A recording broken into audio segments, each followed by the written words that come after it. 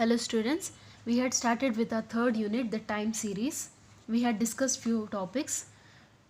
Now let's discuss the methods of measuring secular trends.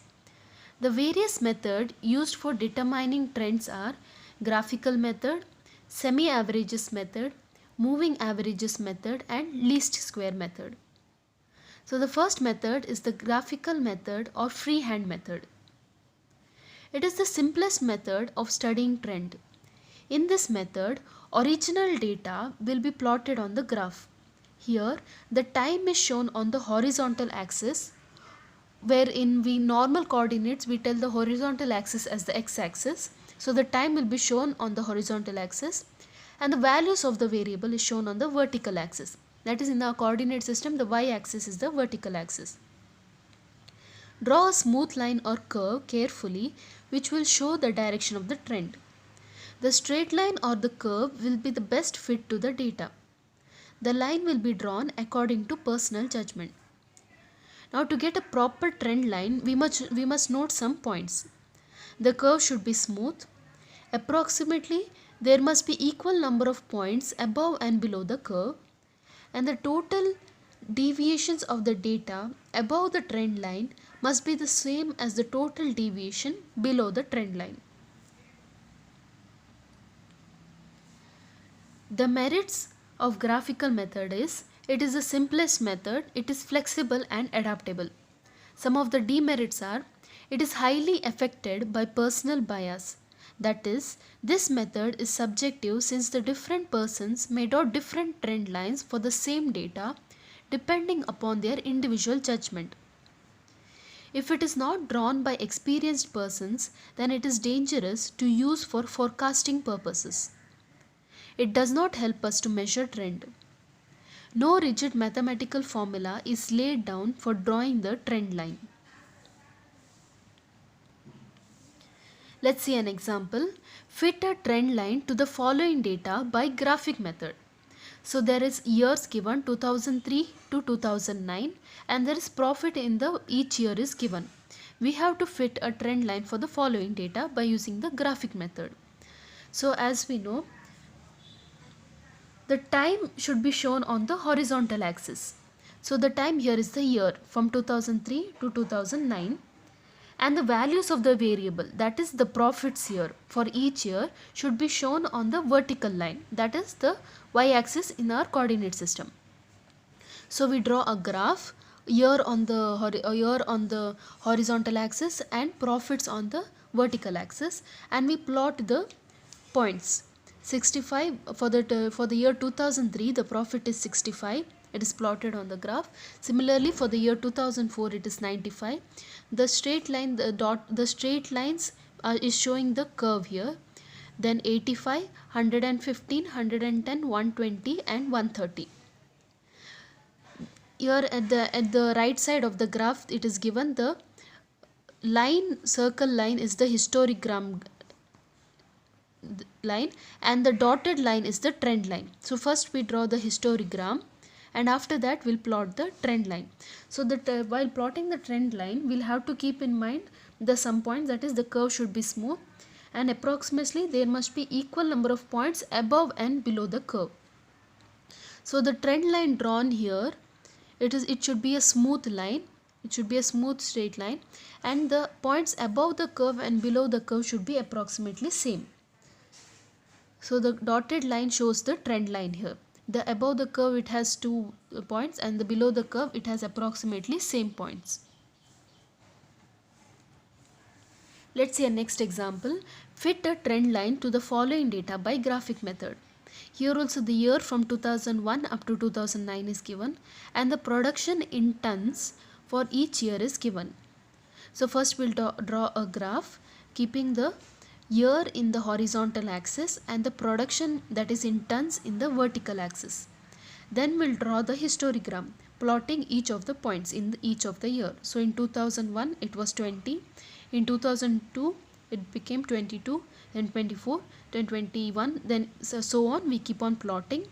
After we plot the histogram, we have to now draw the trend line. So while we draw the trend line, we'll have to draw such a line such that the equal number of points above and below the curve must be there. So we see the trend line is drawn and the number of points above the trend line is 3 and number of points below the trend line is 4. So it is approximately the same. It need not be always same, it needs to be approximately same.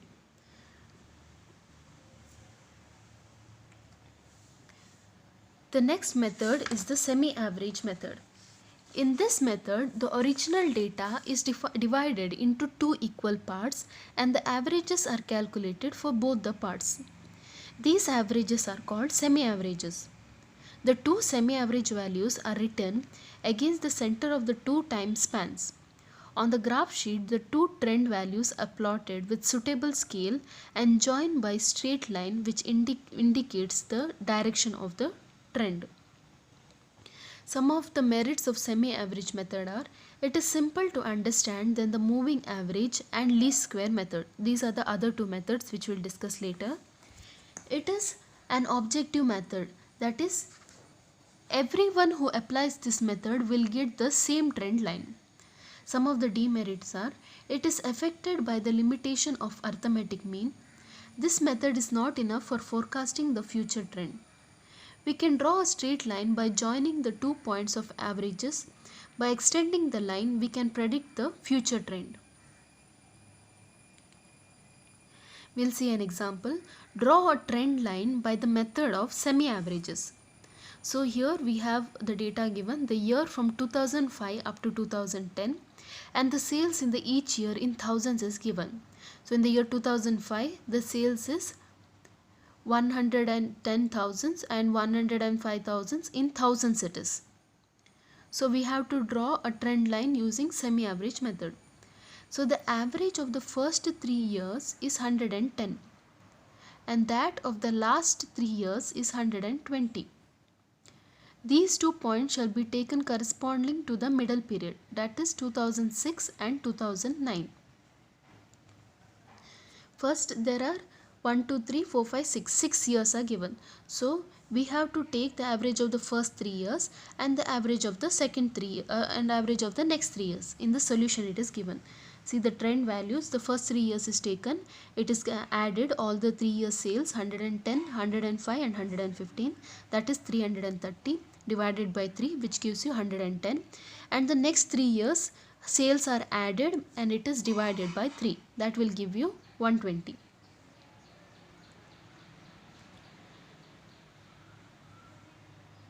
Next, we'll have to draw the histogram, the year and the sales in 1000 units. So in the year 2005, the sales was 110 and in the year 2006, the sales was 105, so on up to finally in the year 2010, the sales was 130. Then we'll mark the 2 points, that is 110 and 120. Here we calculated the trend values, right? 110 and 120, that we mark on the graph, 110 and 120. Then we draw a trend line on those points. So this method is the semi-average method. We'll see another example to calculate semi-average method. Draw a trend line by the method of semi-average. So the year is given from 2002 up to 2010 and the sales in thousands is given for each of the years. Now since 9 years are given, the middle year, that is 2006, shall be left out and the average of the first 4 years and the average of the next 4 years is taken. Now since it is an odd number, the middle year is left out and the previous 4 years and the next 4 years average is taken. So the first 4 years average is 437 and the last 4 years average is 500. These 2 points shall be taken corresponding to the middle periods, that is 1st July 2003 and 1st July 2007. See, first we'll draw this, we'll do the solution, the year, the sales and the trend values. So the trend values for the first 4 years, the middle year, the 2006 year is left out, the middle term is left out. The previous 4 values average is taken, you add all the sales value and you divide it by 4, that will give you 437. The next 4 values you add all the sales and you divide it by 4, you will get it 500. Then we draw the histogram. The histogram, the horizontal axis is taken as the year and the vertical axis is taken as sales in 1000 units. After that you plot the points. In the year 2000 to 2002, the sales, that is 412, like that, so on up to the year 2010, the sales is 530. After that you plot the trend values, that is 437 and 500. 437 and the 500, once it is plotted, you draw a trend value going on to that line. The two trend values, you join it and you draw a trend line. So this is the semi-average method. The next two methods we'll discuss in the next class. Thank you.